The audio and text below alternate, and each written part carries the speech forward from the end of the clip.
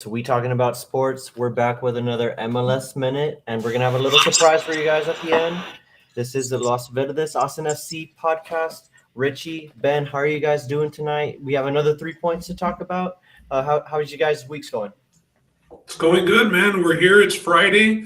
Getting this episode out a little late. That's why we decided to go live. But I mean, the game's tomorrow. We got a in-state opponent that we'll get into a little bit later.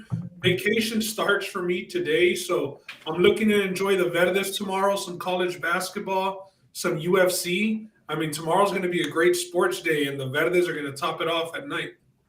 How about you, Rich? How you doing?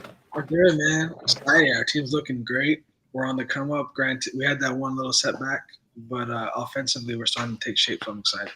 Starting a little bit of a streak, maybe, if you will. They had the CONCACAF Champions League. They had another game this week. They did get the dub against Violet FC, although I don't think it was enough to ultimately advance because they did get 3-0 before that. But maybe that's a silver lining. They're going to have more of a focus on the MLS season, and their goals and aspirations for the season rather than, another competition. But let's get into it. Let's talk about what happened in the last MLS game. They did top Salt Lake again. I do want to ask you guys, before we get into this topic here, do you guys think this is a case of Austin FC maybe having Salt Lake's number? They did top them in the playoffs. That's a game that we all got to go see. What are you guys' thoughts on the result before we get into these three topics? I mean, I said that we weren't scared of them because we had a playoff win over them, when it counted. So mentally, I thought that we had that edge. It's kind of like a, championship fight. It's the playoffs. It's win or go home. Austin had that win over them going into the rematch, our first away game. As we saw, I mean, we were plus 275 on the money line, Yep. inside of the 90 minutes of regulation. So we go on the road, get the first win. I definitely think that we have something mentally over Salt Lake, or maybe we're just better than them, to be honest. I know that we're going to get into the box score a little bit later, and that didn't really play too much into Austin's favor. But I really think that we just own a piece of space in Salt Lake, baby. What about you, Rich? Do we have some real estate over there?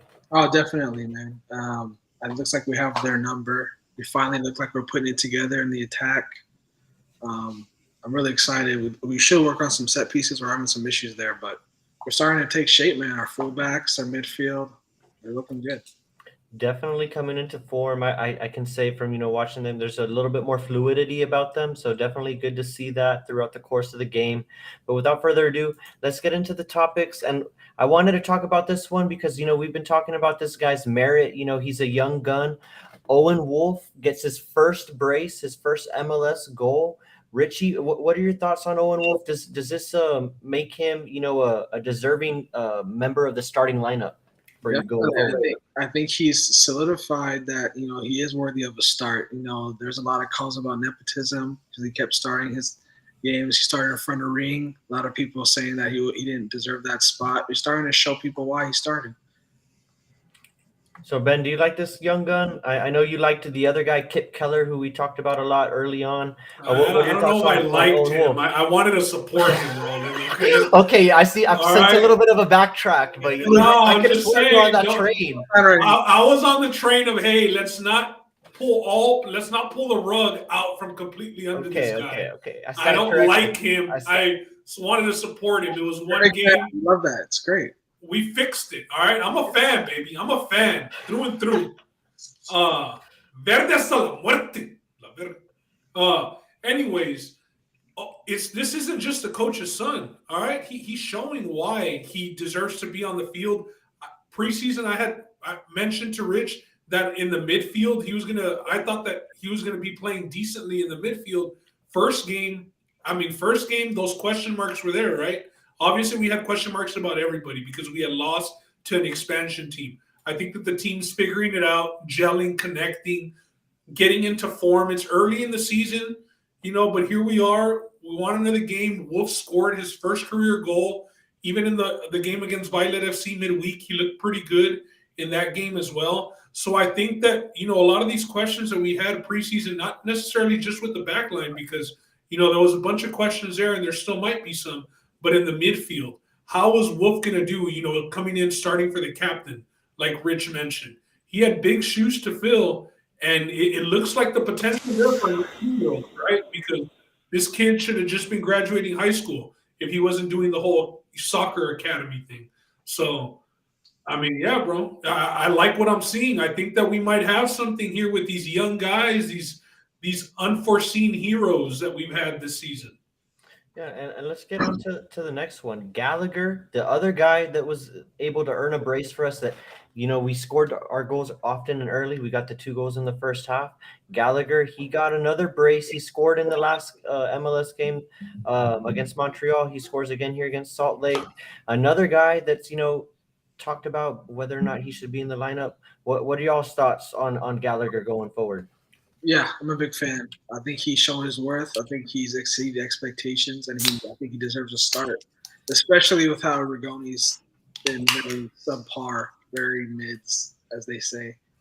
I think he merits a start, man. I think him and Lima are gonna have a lot. We could have a lot of service to Zardes to get him his first goal. So I think that they should do that. I think he's worth it. So, Rich, I know Rich is driving this train right here. He's all aboard the Gallagher train, believer for sure, right, Rich? He belongs in the starting lineup. Yeah. You would insert him into the starting lineup already over Rigoni? I would. You would. Yeah. I feel like they've been subbing him in with enough time for him to do what he needs to do, and he's been able to net. I just feel like it's probably a little too early to put him in there for a guy that you're paying a whole lot of money to. And then the problems start right away. You know what I mean? Like, Rigoni to the bench. I'll tell you what, when Rigoni got subbed out, I saw Coach Wolf tell him, it's coming. And I know us, we're like, hey, bro, it should have been there 3 shots ago, fam. You know what I mean? He had really good opportunities this past week. He had one that he was taking all the way down. He should have shot right-footed, and he cut back, and he hit some left-footed weak shit that bounced off one of the defenders before, even having a shot on goal. So Wolf is behind him. I don't see Gallagher being put in the starting spot for him this soon. Based off, what I saw from Wolf saying, it's coming. So everybody knows it's a thing, right? It's a thing. It's not just us that are noticing it. It's a thing within the team. Obviously, Rigoni's frustrated as hell about it. If the coach is telling him it's coming. It's something they're expecting. It's like, it's like a home run hitter not having hit his first home run yet, and we're 3 games into the season. He's got to find that, and once he does, he might start getting a groove, but that shit needs to happen. Yeah, definitely. It's not a problem that the Austin FC wants to have, obviously, with Rigoni struggling, but it is good to see that if he isn't able to get it going, there's a guy here, Gallagher, who could potentially step in and help, fill that void. Hopefully it doesn't come to that, and we're able to use him more as maybe like a super sub that Ben is maybe talking about, maybe hoping for Rigoni to come through and, be able to use Gallagher in different situations. But I do want to ask you guys, I have this third topic up here, streaking Vettis. This is another victory for them in the MLS. They got another dub, but I do want to, paint another picture for you guys. Statistically, they did get, dominated in terms of possession. I know you got to do something with it, but they still lost it 60-40. Expected goals, they were on the other side of that. Shots, they were also on the other side of that. Do you guys have any worry about this going forward, or is it just all positivity because we got the 3 points? That's all I'm asking here. No, there's a lot of room for improvement, especially defensively. Our fullbacks seem to get caught out of position a lot. They made us pay on set pieces. We look like we're not very good on set pieces. That might be an issue against Houston. So I really think there's a lot of room for improvement. What about you, Ben, before we get to player grades? Definitely a lot of room for improvement, but we can also see offensively kind of things starting to gel and come into form. The back line, we still have those questions. They've done – I'll tip my hat to them giving up 1 goal a game with these big holes and question marks that we've had for them, right? They give up 1 goal, the week prior, and then they give up 1 goal here on the road. So I'm not – I'm satisfied right now, Another 3 points. Another 3 points. Add that. 6 points now on the table. We'll get into that later. But for right now, I'm satisfied. I like the players that we've plugged in, to those question mark spots that we've had with early injuries. and throwing Ring in the center back and having Gallagher come in and Wolf now in the middle, really looking well. Still waiting on a couple of those new players, and Rigoni. But yeah, man, there's room for improvement. And to me, it seems like the improvement needs to come from like the players that we're expecting to play very consistent for us. So, you know, I want to see those guys show me, and I'm not going to doubt that they can show me because they're supposed to be doing it. And definitely well said. And, that leads me to, next transition point here with the player grades, because there are some names here that have been on here for the past couple of weeks. We're going to have the talk about Zardes that we said that we were going to have last podcast, because Rich and I think we were on the side of, hey, let's pump the brakes. Let's not, throw him out. But I think, Ben, you were saying that you wanted to see a goal from him already, if I'm not mistaken, and we were going to have that talk if he didn't score. Do I have the conversation recapped correctly?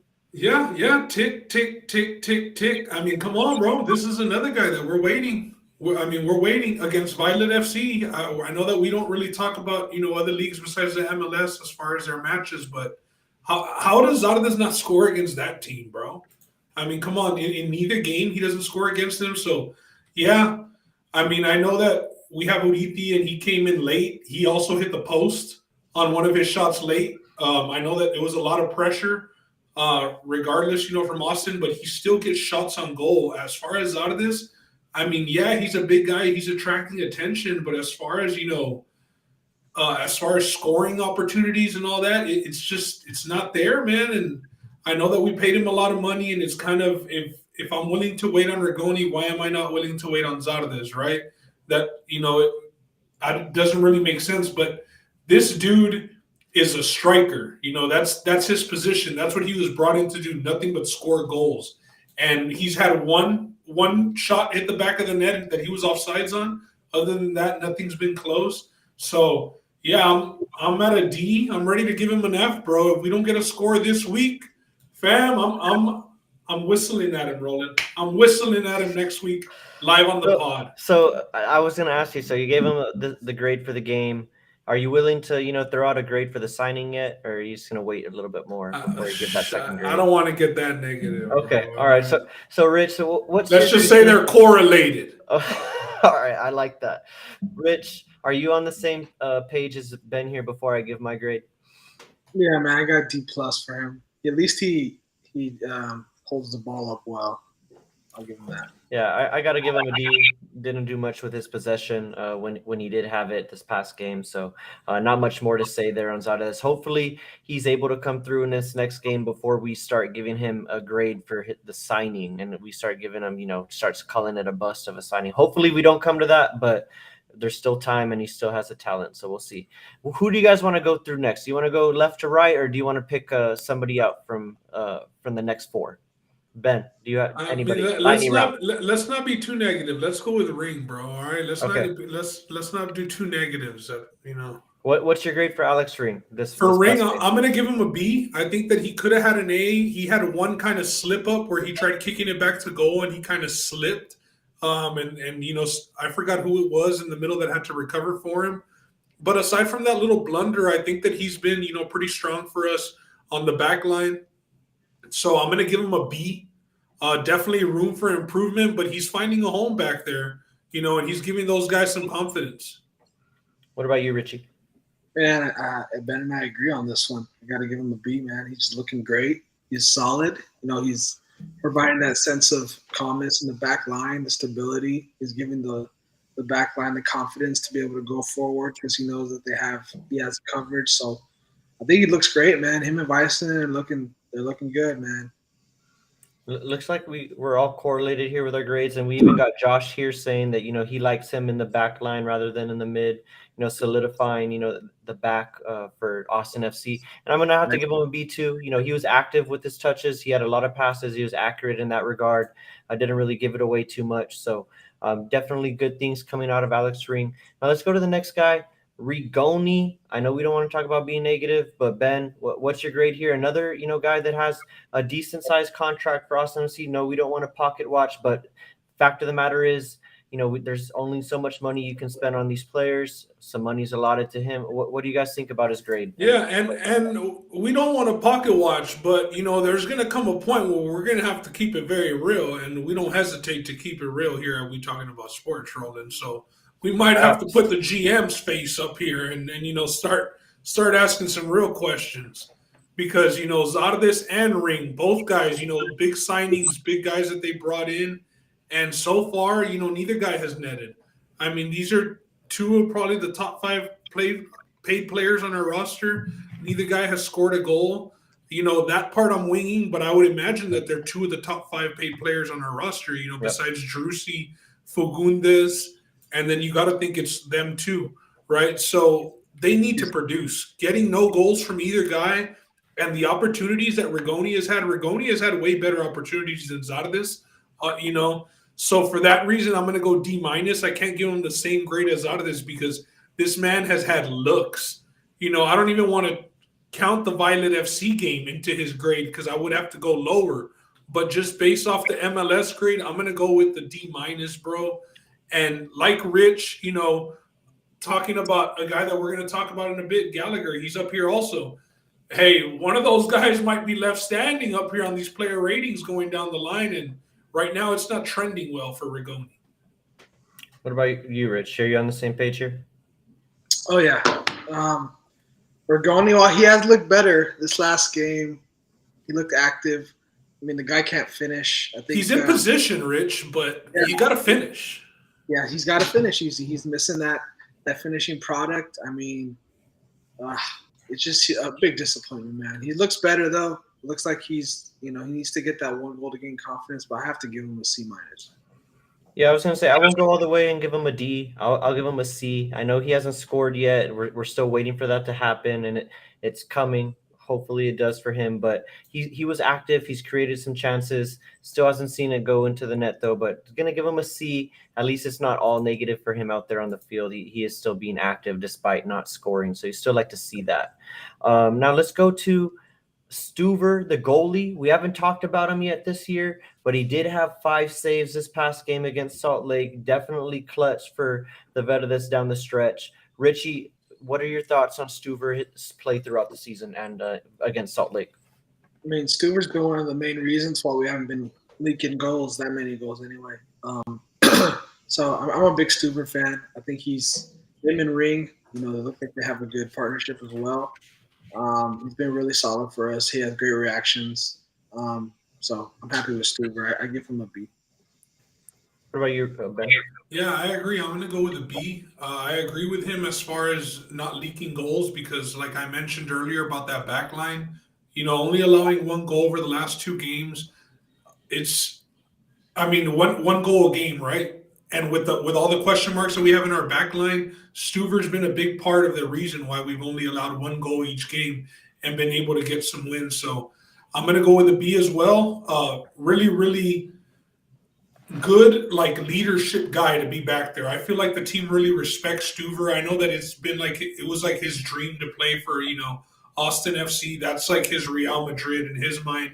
So seriously, he said it was his dream. So I mean, this is a guy who I feel like the team respects. He's climbed his way. He wasn't the starting goalie. He was never supposed to be the starting goalie. He battled his way to the starting goalie spot, last season. So yeah, Stuver, really, really like what he's doing back there. Pillar for the defense. So he grew up an Austin FC fan?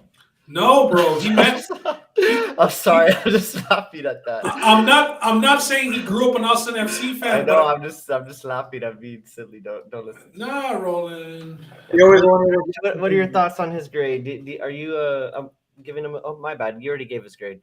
I give him a B+. The only reason why he wouldn't get an A from me is because he did concede a goal.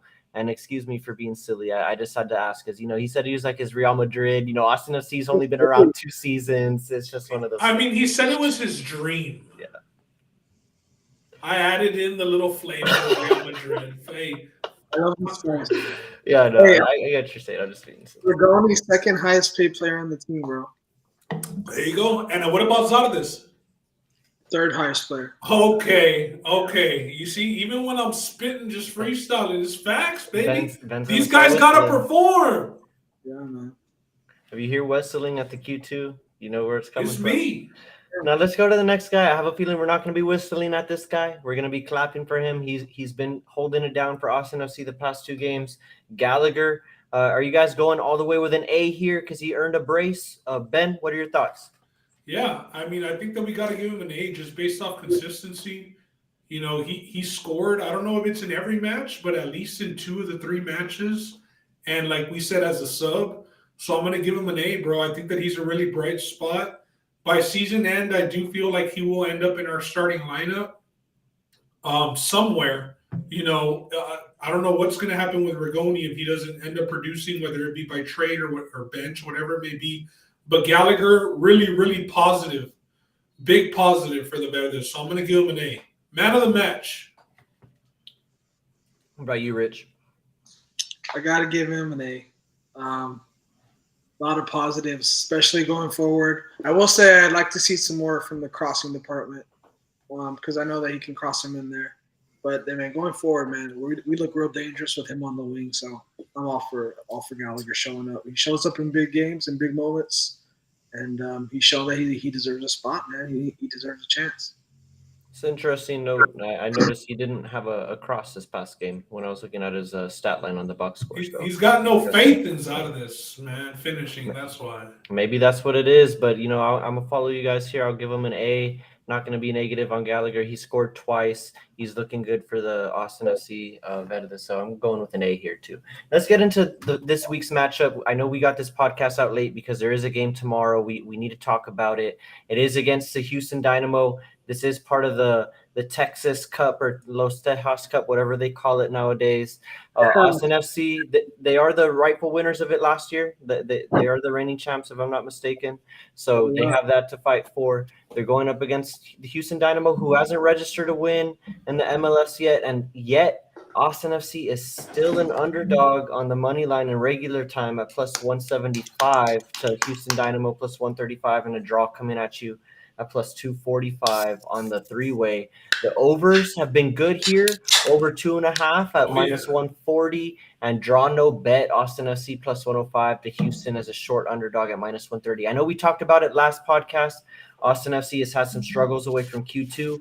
They exercised those demons. They got the victory in Salt Lake. Do you guys foresee another victory this time coming in Houston? Rich, what are your thoughts here? Yeah, man. I think we take the dub this one. I think we're gonna show out our frustrations from that Violet match and us getting knocked out. I think we're gonna put like 3 on them. I got the over. I think it goes 3-1. It's my prediction. I think they score on a set piece. So we're getting an over and some Austin FC money line action from Richie. Ben, what are your thoughts here? Are you betting another over here for Austin FC? We've been all over it all year. Yeah, I mean it's early season, only 3 games in, but the over's 2-1 so far. I like the over here again. We've been scoring. I expect us to score multiple goals, and like I said, I'm fine with giving up 1 goal a game because I do expect us to score more than 1 goal. So if we're giving up 1 goal a game, we're gonna win a lot of games this season, boys. That's all I'm saying. Let's sustain that 1 goal a game, and ain't nobody gonna complain. So I got the over 2.5. I got 2-1, 3-1 victory. I love the vibes Rich is bringing. He's, it's been a couple of episodes, but he's been giving a lot of respect to the opponent. He came out today and he said, no, this is an Austin FC game right here. Well, who they lost to? They've lost to some, pretty suspect sides, would you say?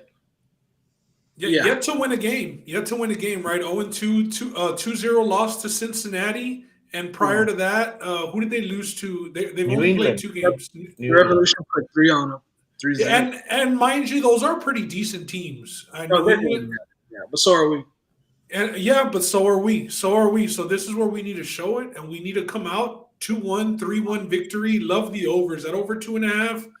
That minus 140. Hey, but we're gonna see it, adding up throughout the season. That's gonna get to the minus 170s. If they're even going to put that line out. And they obviously are because they've got even over 1.5 at minus 475. The Josh Gonzalez line, baby. Drink that juice, Josh. Yeah, you're going to have to look at some Austin FC team totals here. I do like them to win the game. Houston FC doesn't look like a very good side, but I'm just a little, curious as to why Austin FC's line is an underdog here. It has to be, those worries away from the Q2. But we'll see what happens. Let's look at the table. Let's look at the rest of the league here, and where Austin FC stands amongst the rest of the league. They are number 4 here. St. Louis, the expansion team, in first place. Any takeaways here other than what I just noted? I'll golf clap it for St. Louis.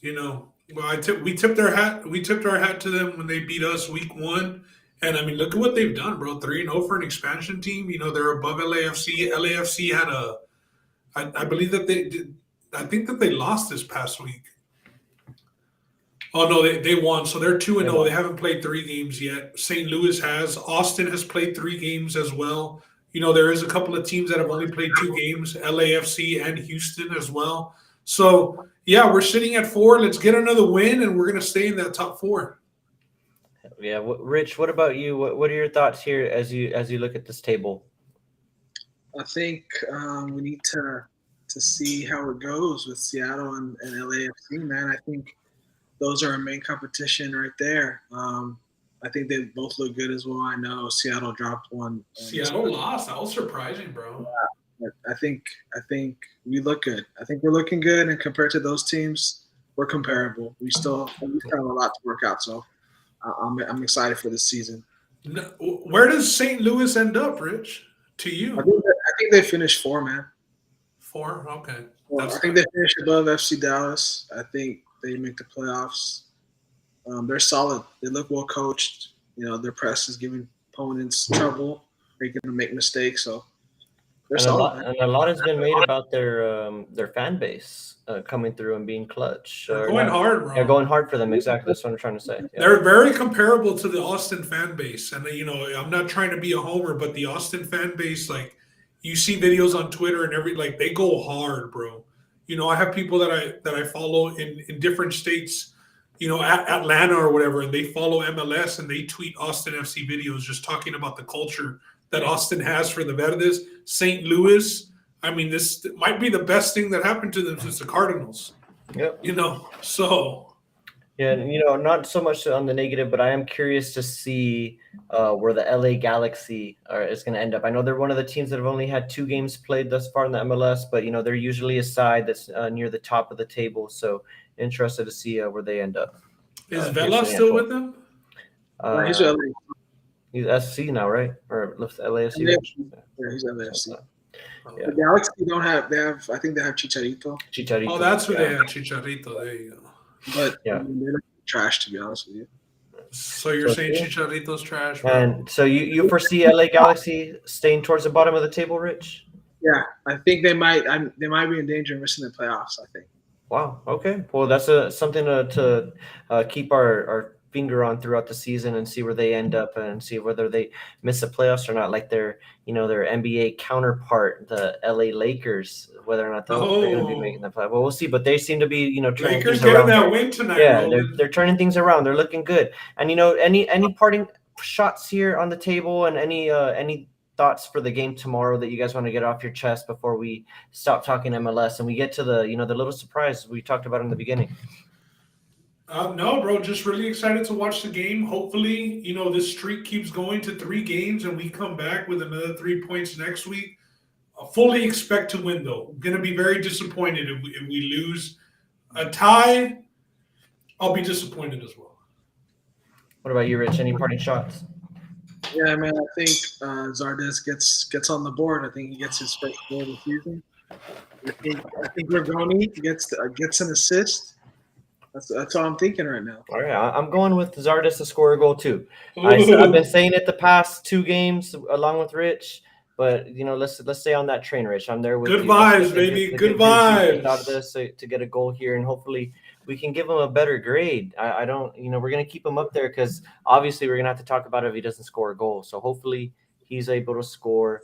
That way we're able to give him a good grade. And the surprise I was talking about is we're going to stay on. We're going to, talk a little UFC. There hasn't been a tap hour, but there is a big event tomorrow. I mean, there's a pretty big and just like that, I mentioned UFC. I didn't even get to snap my fingers. And look who shows up. I said UFC. It's like I just called for somebody and Justin heard it. It was like that bat signal. Justin's here. What's up, Justin? Here to talk a little UFC. Usman versus Yeah, we're here to Edwards. talk some UFC, but I gotta critique this MLS pod, man. Y'all are just too forgiving on your boys. Y'all loving on them too much. These grades, they're just too nice. Zardes with the grades that he's getting. This dude has been a failure, man. Let's be real. He should have had a D, maybe an F. The guy, We he gave has a him motor. D's, Yeah, we gave Roland. him D's. He has We a gave him motor, D's. but We threw he's some not here to D's be on have a that. motor. He's here to produce, and the kid has not. So He's trying. I mean, I'm just, and then Hey, I mean, we're being nice with what's his name, Ratatouille, whatever his name is. Man, Rigoni? come on, he's what you said, second highest paid. Get out of here! This kid needs to be on the bench. I think what's his name, Uterary. What's his name that comes in for him? What's that kid's name? Uriti. Uriti should start. Have Ratatouille come in for him after that. That's what should be happening. Someone needs to call Mr. Wolf and let him know.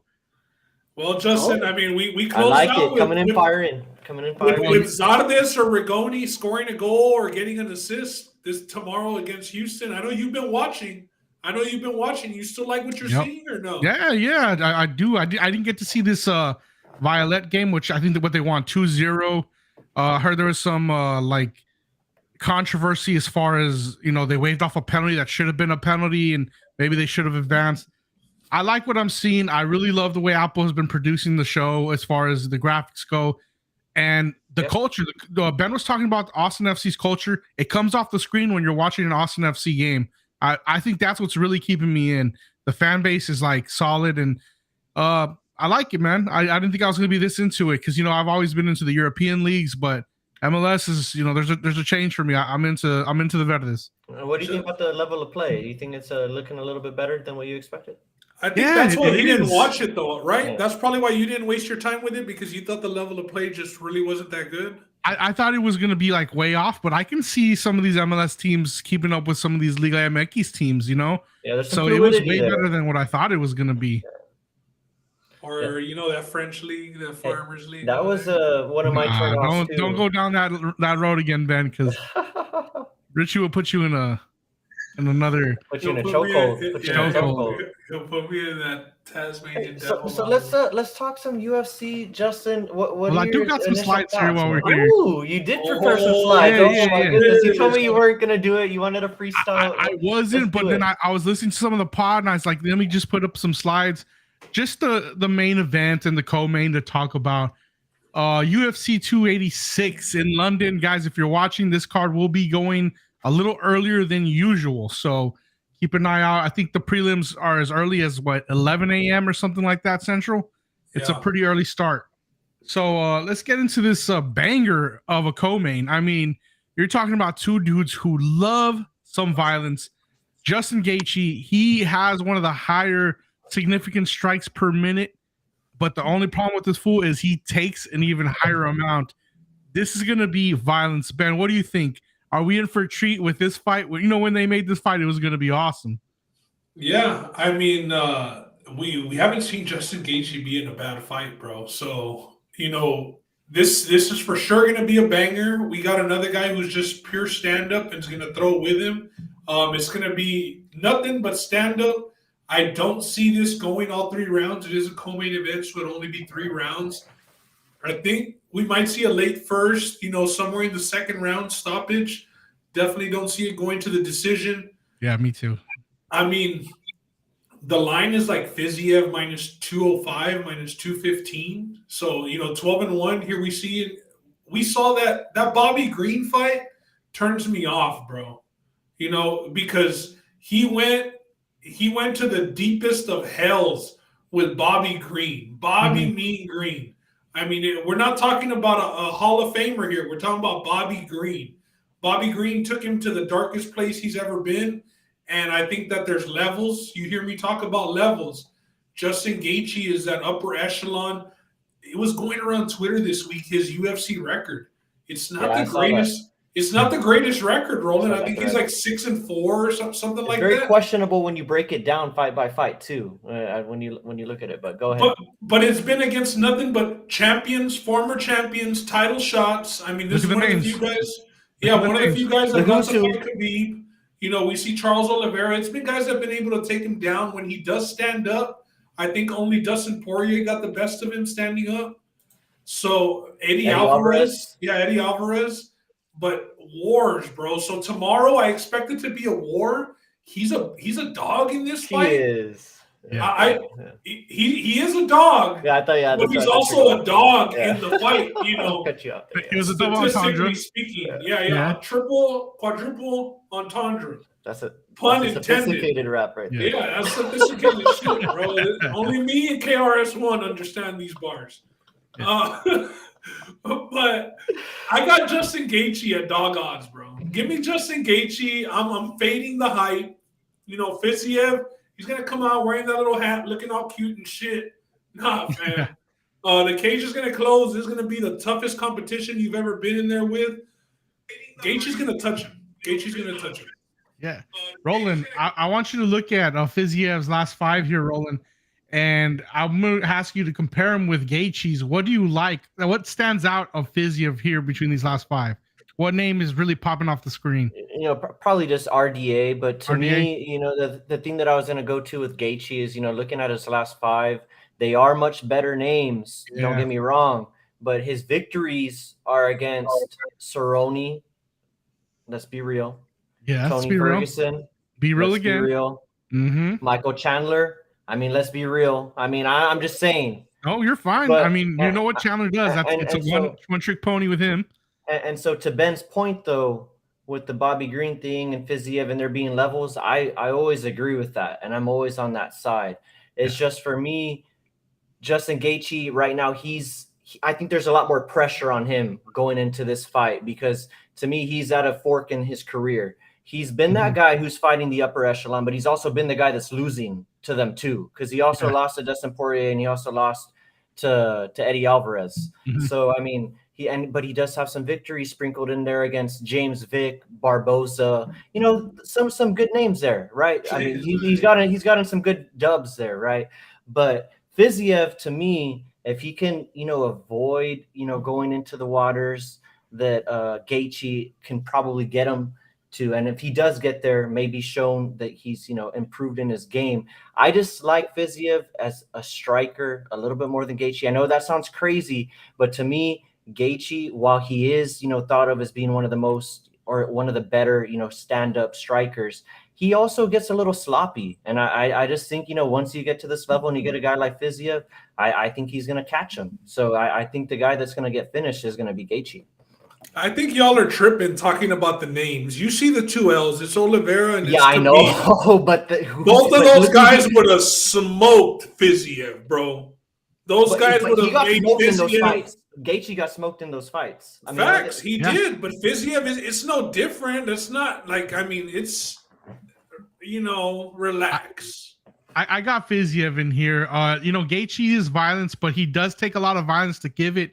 His only claim to fame in the UFC are those show bonuses, and that's because he gets his ass kicked in them. So that's why he has those.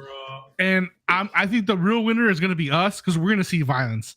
And so regardless, we're going to see stand up. We're not going to see anybody shoot no takedowns here. It's going to be awesome. And I really look forward to this fight. He's honestly, the way he fights, he's Cody Garbrandt with a better chin. I mean, that's just really what it is at the end of the day with Justin. And more power.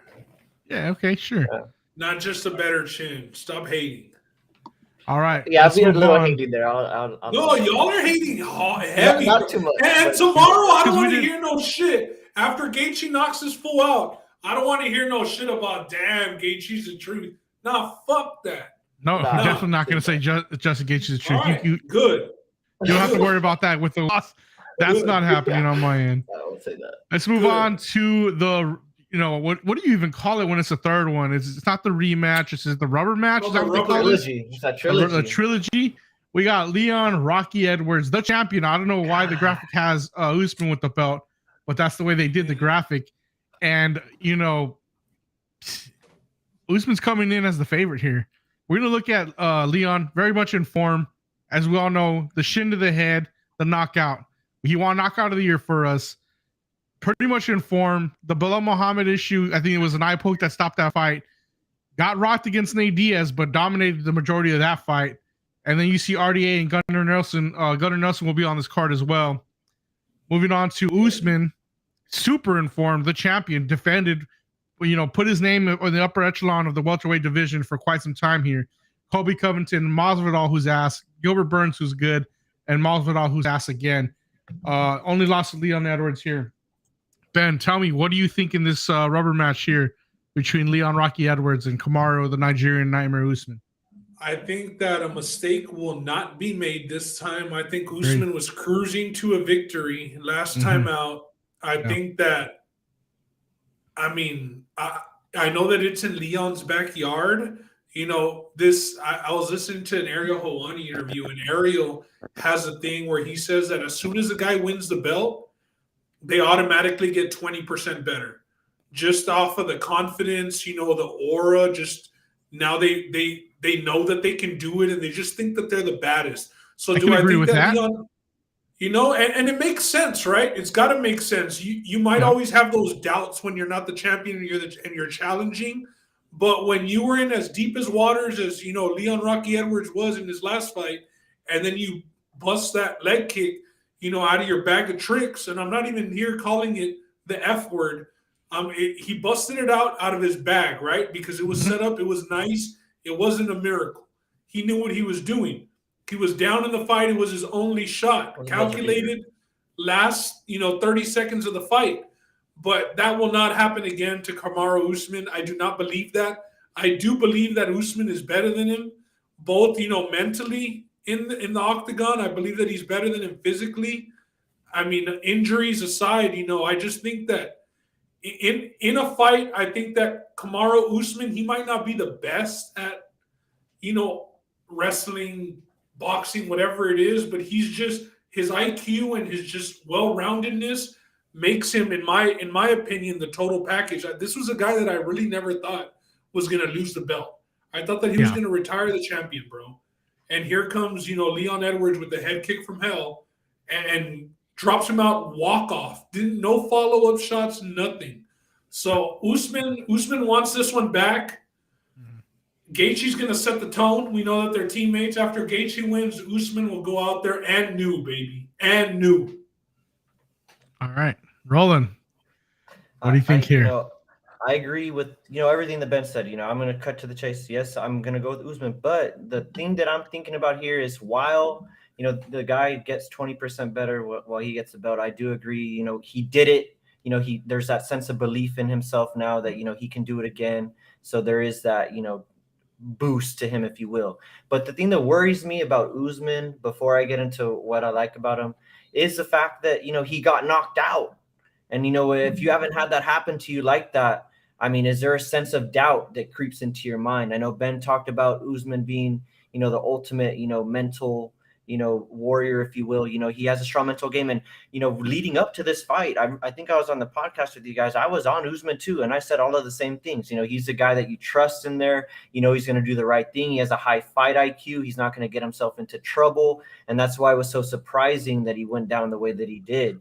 We were there, Roland. I know. I'm just saying, hey, he has a high fight IQ. And that's what I'm trying to say too. At the end of the day, he's going to need to remind Edwards that, before that head kick, the fight before that too, he got dominated, and he was getting dominated leading up to that head kick. And if it were not for that, I know Ben didn't want to go out and say it was a fluke, but fact of the matter is it was a Hail Mary. He hit the Hail Mary. He's a champion now. It is what it is. But fact of the matter is Usman, better fighter all around. He's going to exert his dominance on Edwards. I do question whether or not Edwards is truly confident in himself, the way that he's been talking. He's been talking a real big game, a little bit out of his character from what I've seen from him. He is the guy that got two-pieced or three-pieced, whatever, by Masvidal in his own home. But, he is coming out and talking a little bit more. That is that champion's confidence maybe, but I'm not buying it. I'm still rocking with Usman. I think he's going to get his belt back, and I'll be on him tomorrow night. Justin, do you think that Usman is rushing to this rematch because they were going to give the fight to maybe Masvidal? Because I know that Usman had like hand problems. He his body is deteriorating. I know that you're a big believer in that. Do you think that he took this fight so somebody wouldn't pass him up, or did he take the fight because he's ready and he's good to go? Yeah, some of the streets are saying this is going to be his last fight, regardless win or lose. I kind of buy into some of that. with his knee problems and now his hand problems. But no, I think, that's probably the motivation of why he rushed to get this fight back. Plus, he probably feels like he could win this fight because, let's be honest, for 4 minutes and 30 seconds of that 5th round, he dominated that fight. Maybe Edwards had one of the rounds where he was able to get a little bit of a takedown and just hold position for a little bit. Other than that, Usman was cruising in that fight, and he's cruised in all his fights. So Usman shouldn't have really lost in confidence. He just needs to know that the game plan is the game plan, and it's wrestle his ass off all 5 rounds.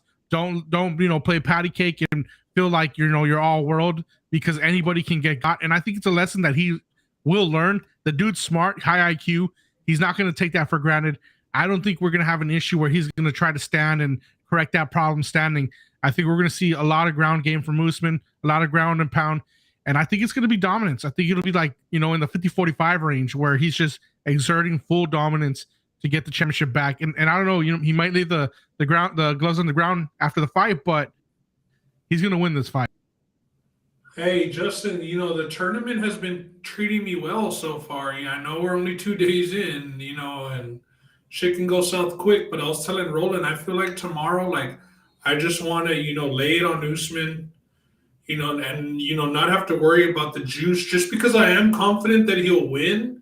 He's that type of guy that you don't mind backing, with your cash, because most often than not, he takes the path to victory. He doesn't he's kind of a sure guy, except, when that one, and we've seen it happen to, fighters like Amanda Nunes, against Juliana Peña.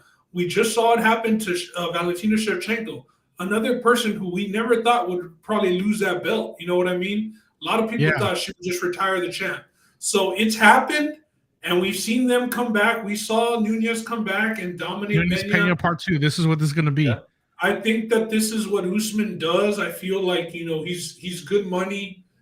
I think going into that second fight, he was like minus 375, minus 400. He's in the low 200s here. I mean, I think that he wins, albeit the fight being in the O2 Arena, in England, in Edwards' backyard. I think that Usman goes in there, and I really don't think it's going to be a sweat, man. But the last fight wasn't a sweat either until.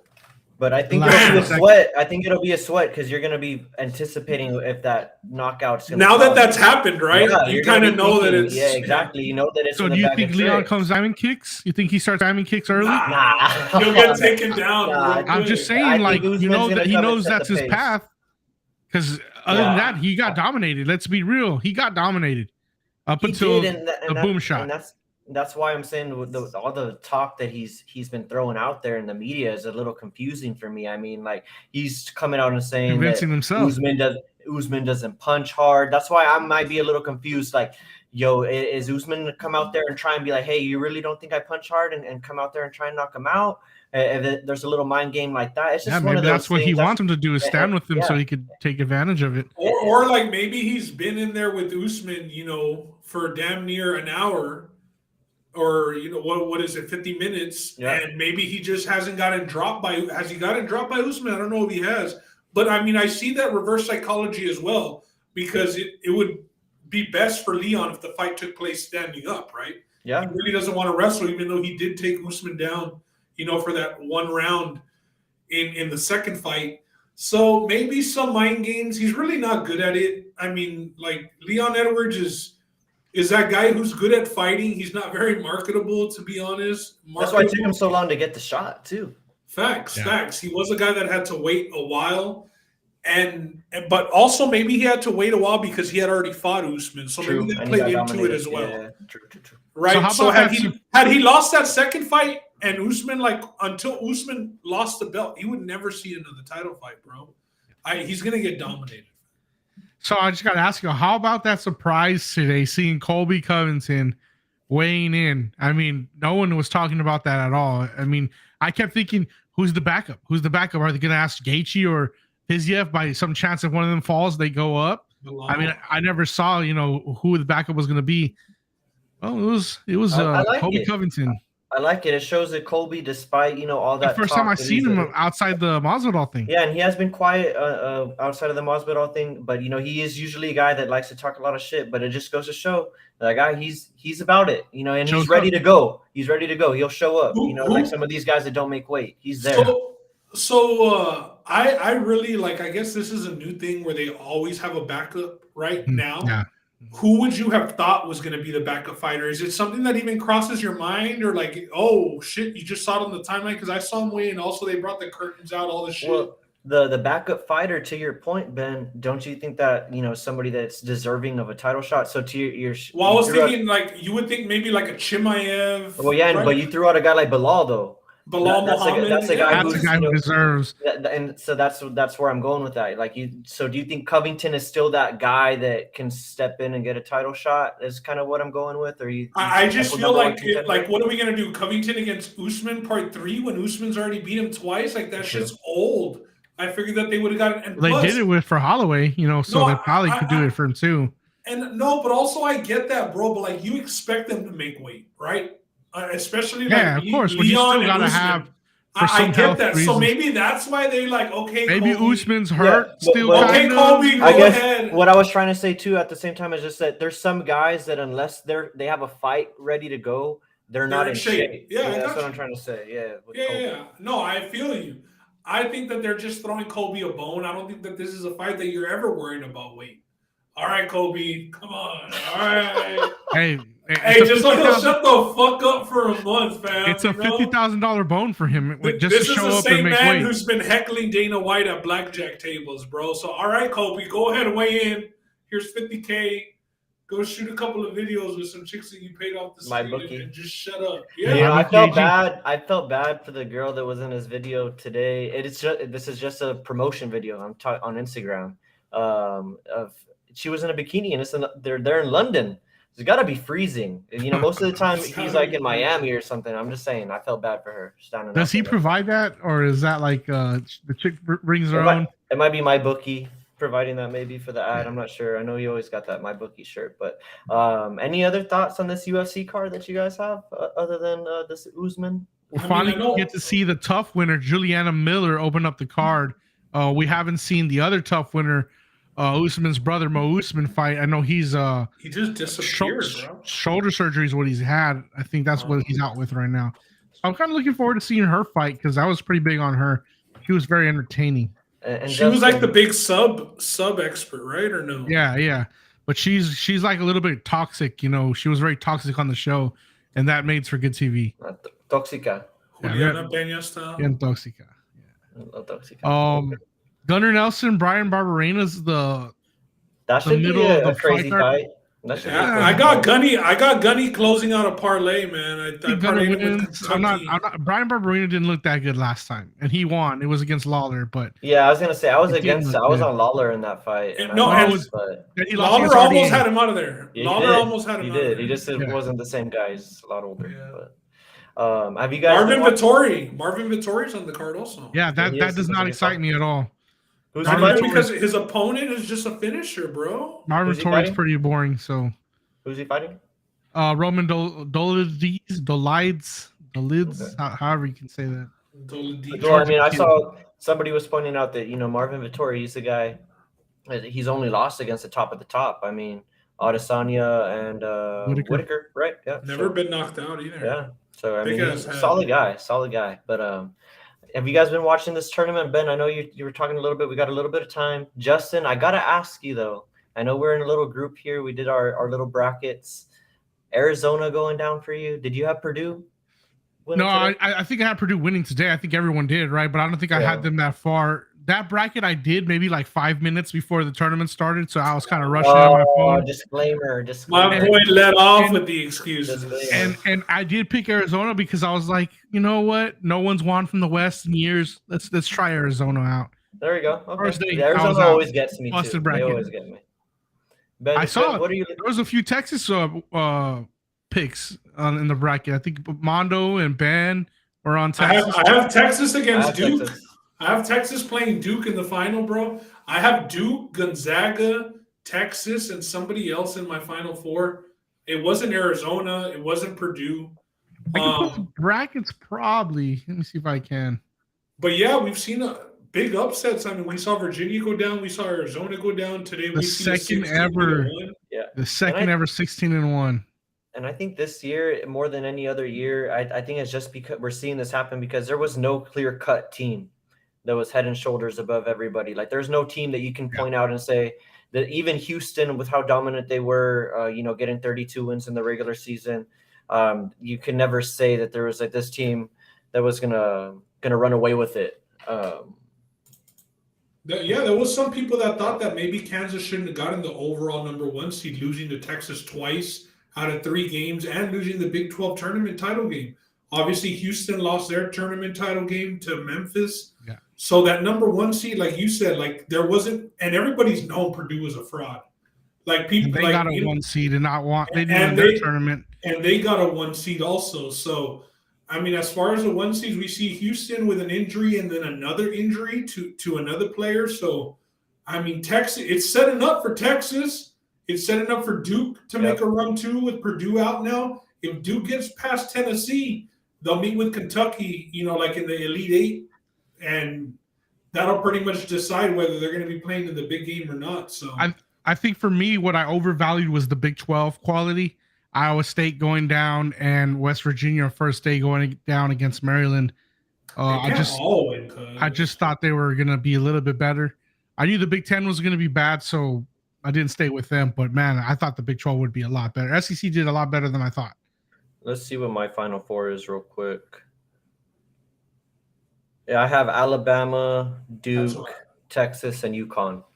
And I got Alabama and Texas, with Texas winning in the championship. I think that's pretty chalk. A lot of people have an Alabama-Texas final, but if there was a clear cut or a clear number 1 this year, I had to say Bama was pretty good all throughout the year, and they have the best player in college basketball right now. He's hurt. Brandon Miller. He did not score. He did not score that first a little game. Questionable whether or not that performance was because of all the stuff that's going on off court. He is traveling with round the clock armed security. And I'm just saying, there's a lot of stuff going on for this team that might scare me, because I also have a little ticket on Bama to win their region. It's a little chalk, but it's there for them to win. But we'll see what happens. Are you guys watching the games right now? Yeah, I was about to do a little live play-by-play. Big turnover by FAU. FAU's up 62-60, a minute 40 left. They just had a big turnover, so Memphis ball now. But I mean, we might see another upset here. I know Roland, me and you both need FAU to win this game. Yeah, I'm on FAU to win the game. Memphis, they did beat Houston. And won Memphis. Ouch. That's tough. They did beat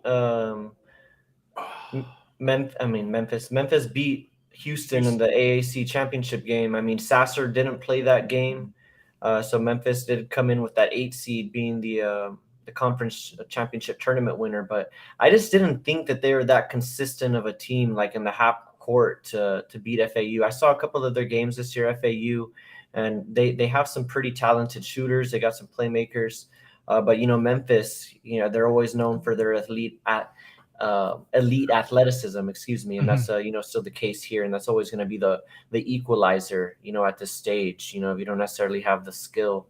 Is Sasser going to be available at all during this tournament? I know he wasn't playing the last game. He did play. He re-aggravated it. Yeah, he re-aggravated his injury. No word whether or not he's going to be available throughout the rest of the tournament. The tag for him going into the next game is questionable. But I mean, my question was, did they really need to play him against a 16 seed? I guess we're seeing the fact now that maybe they did need to play him, because Purdue just lost. Another Arizona lost. We got two number 2s have lost too. So top seeds. 64-63 FAU, 55 seconds left. Big tip-in for FAU. Oh, wow. I just saw that. I'm a little bit behind you. I'm at the 55. Barely just got timed out. You definitely don't play Sasser there, bro. That's my question. That was very questionable by Samson. You don't, bro. I'm not going to question him. He's a legendary coach. He must have thought he was good to go. But a groin is a tricky injury, man. And Northern Kentucky did play them tough, right? They were in that game late. I know Mondo, shout out Mondo. We were on them second half, and they didn't foul at the end and got the cover second half. But they played competitive for the most part. They were down 2 at half. and the expected by the shot quality, Northern Kentucky should have been up at halftime. So they were playing a pretty good game up until halftime.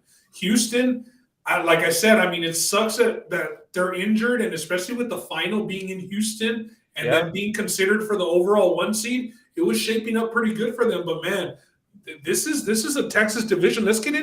Let's talk about Texas against Penn State tomorrow, boys. So the thing that is obviously going to scare everybody, and that the game opened up at 6. The last I saw it was 5.5. So there's some money coming in on Penn State.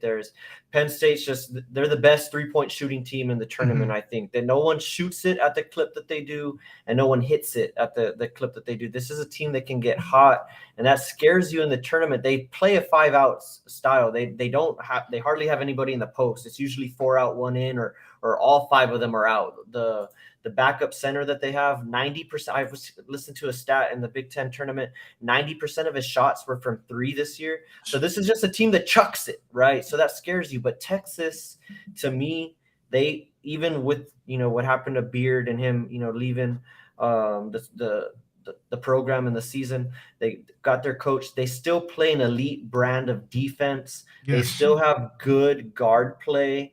The great guard play at times. Sabari Rice is one of my favorite players to watch in basketball. I like watching Hunter, their other guard. They got some good players. Timmy Allen there. I don't want to steal any more of Ben's thunder before he gets his take, but I just like this Texas team. They have everything that you want. They have that defense. They have the guard play. They have enough size. I like what I see from Texas, and I expect them to get it done tomorrow. I don't know about covering, but I think they win. What's different? Because you've been a pretty harsh guy. You know me, I'm biased as hell. Texas is back. We just got to beat Kansas one time, baby, and we're back. I know you keep it. You're a little more stiff when you're judging Texas. What's different? I know you said we have size, but I mean, we've had Jared Allen, we've had Mo Bamba, we've had some bigs. It's the elite guard play. We have not had this guard play. The way that these guys are playing, Sabari Rice, Hunter, Marcus Carr, although he dribbles the air out of the ball sometimes, these guys are elite. Like once they break down that first level of defense, they're at the perimeter, they're able to either take it to the rim themselves or they're able to dish it out, and they have an elite guy that they're able to dish it out to and hit the 3. And then you throw in the fact that Allen can hit the 3, and he's kind of the X factor too, because he's the guy out in the wing that he's going to be playing against some of the bigger guys defensively, and he's going to have to. I think he's very agile. He's versatile. The question for me tomorrow is who's going to be guarding Pickett from Penn State. It's got to be Timmy. It's got to be Timmy. Pickett is a little bit bigger, but he's the guy that initiates their offense most of the time, and so it's got to be Allen. He's Penn State. They played. Who was their matchup? A&M. A&M let their point guard him, and he got back down most of the game. And Pickett was able to either get his shot off or get his teammates set up at the 3. And so I thought that was a big mistake from A&M, just letting Pickett go up against whatever guard was out there for them. Somebody other than a guard has to guard Pickett. Are you worried that guy Funk gets hot again the way he did last night? Yeah, because when you're shooting it like that, I mean, it can last the whole tournament. We've seen guys get hot, and he's a guy that was shooting hot in the Big Ten tournament, and that's the thing I was worried about, because I was very excited to bet Penn State throughout, just because I saw how they were shooting, but I was just a little curious if there was going to be a little regression or if that they were going to cool down, but they did. I didn't see them miss a 3 yesterday. I mean, I'm exaggerating. Big rebound, Memphis. They were hitting 3 after 3 yesterday. I am worried about that guy getting hot tomorrow, but like I said, I'm not so worried because Texas plays elite defense, so there's going to be a chance for them. And we're getting down to the nitty gritty here. If you guys are watching the game with FAU and Memphis. Horrible take by FAU. Yeah, that's their best player. Oh, that was bad. So we're getting down to free throws. We know Memphis's history with free throws in the NCAA tournament. Yeah, we know the history there. So we'll see. We're getting into the fouling territory. Ben's probably a couple seconds ahead of me. So if anything happens, what happens here, Ben? You take us through the play-by-play. They just inbounded, and I'm at 19.8. They're letting him pass it around a little. Oh, baby, it's March. We got a turnover. Here we go. Oh, and he trips and falls solito, they would say in the Valley. Oh, Turnover. Memphis FAU. recovers. 5 seconds left. wow. Same guy. Same guy. Hey, that man was forced. I mean, look at Oh, his it's a jump feet. ball. It's a jump ball. Well, Wow. he's short as hell. Possession, He's short Florida as Atlantic. hell. Possession. Oh, they don't Possession, jump. Florida I Atlantic. forgot. They Yeah. don't jump. Possession. Hey, well, this is March. Hey, I'm good. I got +1.5. Hey, this is March, And, though. and Let's I get have a a little game bit on the winner. money line too. So yeah, I would like the money line to come through here as well. But Because you don't want to miss in a foul either, Roland. let's go. Yeah, I know. Just take your last shot here. Yeah, I don't want to Look, miss this a dude foul. took so many steps, like he lost his footing. He doesn't bro. even look like That he's a primary ball handler. He was looking away, dribbling with his left hand, let his momentum take him over. Well, and what's up with that pass? I mean, we saw that from Virginia, especially like I think And you that had was the other guy, was it 12 on the outside in the outlet you could have hit? I mean, what are you doing with that short pass? Man. So for sure it's FAU ball. For sure. Well, it looks like they're reviewing something. I don't have the volume on my TV, but they did call a jump ball on the floor. I'm listening to it. They're talking about possession arrows, so I'm guessing it's going to go back. If they call jump ball, it's going back. Yeah, I mean, look at FAU's coach. He's drawing up that play, and he looked very It's our ball here. Very- It's FAU ball. determined when he was drawing that play out on the board. Man, I it's mean- going to be exciting this last 5 seconds. Here's the thing, though. We just saw their best player, lose the ball by himself, and prior to that, force up a layup and miss. Is that who you have taking the last shot? Well, you just Probably said not. it yourself. They It's the gotta- best player. You probably are going to use it. Right, but I mean, we see what's happened. I mean, maybe you draw. You don't make the mistake twice, do you? Get a guy a wide open look. He made that mistake twice. I just want to Davis? see either a good dribble and kick or a decent look at the rim. You have 5 seconds, so here We we need go. a shot Inbound coming attempt. They better get a fucking shot attempt, Roland. I'll put it to you that way. I mean, I'll be fine without one, but I would like to Timeout. here. Let's go. Timeout, Another man. timeout. Come on, this is where I hate it. Oh, because You had they- all they that saw- time to draw up a play. No, it was Memphis. they wanted to see the set, so they're This gonna. one- They wanted to see who was coming in, who was coming out. Guess what? They can change it again. Or maybe that was a decoy play. We'll sign off here off the finale Yeah. after the finale of this game. Be the I last got some one. Whataburger waiting for me. Like it's already there. Been waiting for you cold. Not cold, chill. It's on the table. It just got here 2 minutes ago. Oh, okay, that's why I was asking. There we go. I was gathering information there. Yeah, like the feds. So Ben, I was you like- actually going to give you some praise. I was like, that's dedication to the pod, but Oh, you didn't want it. You know that, though. You know you that. didn't want it. you like Duke tomorrow, Ben?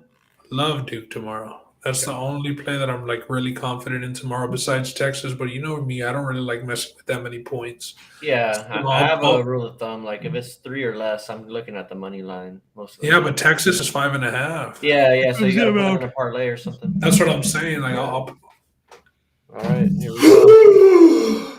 Layup in 65, 66, 65. Let's go! Let's go! Let's go! it! 66, 65. To win Florida the Atlantic wins. game! Let's Look at go! Let's go, baby. Insane ending. 65. See ya, Penny Hardaway. See ya. Hell yeah. I told you Insane that ending. coach was determined drawing up that play, though. They got a layup, bro. They got a finger roll to take the lead. Love to see it. Hell yeah. Show Great game. Memphis, they were on the ropes early. Florida State came out and packed a punch, but they made it a game. And Florida Atlantic responded. Here's Wow. a replay. What a play. Good penetration. I mean, look at the play, bro. I mean, that lane opened up, fam. Look at that. Choo. Everybody spread out. Beautiful. And look I at the mean, block out by 50. He Yeah. sealed them off. That was like you sealing people off for me going up for the Oh, layup yeah. in the rec league, and I missed the layup yeah. though. Yeah, but I was notorious. We played For a little bit smoking of, layups. for smoking Ben's, specifically your passes. on Yeah, I some could of have been them. on SportsCenter Top 10 several times for some dimes. I could have been on Yeah. Dilfer's dimes. But I mean, I finished some too. But I did have some bad misses. What a block at the end, though, Woo. bro. Like, we didn't even, like, hey, And that was number 1 too. hey, it was he who got the layup? Was it Yeah, number Matt. 1 also? No, hold on. It might have been. But what I was gonna say is, imagine if he fouled that right there, and then he hits all 3 free throws, and we lose. That would have been a bad beat. I know, but it's so awesome when like the ball doesn't even get attempted, like at the rim. That's yeah. also awesome. Yeah, man, that's a bad look for Penny too. I mean, Yeah. he's done some pretty good stuff with that. Yeah, with somebody else that hit the threes, number 2. He's done a good job recruiting, but just hasn't been able to put it together. He had Imoni Bates. He You could transferred have out of really the used program. Amani Bates, yeah. Yeah, but he finds himself playing in Eastern Michigan. I think he has another big name guy coming next year, if I'm not mistaken. Oh, Mikey Williams. Yeah, He Williams. signed him for next year, so we'll see what happens with this program. But I always like to see Memphis. I liked them growing up. When they had those guys like Derrick Rose, and the other names are going to escape me, but they had a squad. Yeah, I believe FAU plays Princeton next, bro. What a matchup! Princeton versus FAU. I'll be on FAU. I mean, here it's Cinderella story. Somebody's making the Sweet 16. Yeah, and it's the parody in college basketball this year. I like it. I'm for it here. So let's see. Let's look at the matchups tomorrow. We got Kansas against Arkansas, bro. Arkansas. Boys, I gotta get to this Whataburger. All right, it was fun. We need to do this again. The watch companion. Talk a little UFC, but it's been fun, guys. Good luck to Austin FC tomorrow. Good luck to everybody betting and watching UFC. We out.